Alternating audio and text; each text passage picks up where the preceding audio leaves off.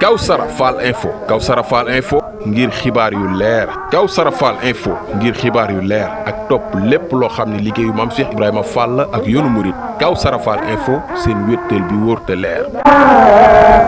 xamal mbooloo mépp ni tabaski yooyu fii ak alxames mi ngi koy nangoo ci këru Palen bi. mu ngi koy nangoo ci këru Palen bi. waaye bu weeru xasee teru. jox na ndigal ñëpp. kuy indiwaat. ñu indi ko fële ci jannatul mahwa. na ko indi fële ci jannatul mahwa.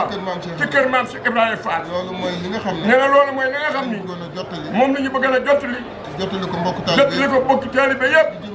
li jëm ci soññee bi nag. sëñ Moustapha Mbar doom ji baax ji dee ko yeggal. ñu ngi sant bu baax.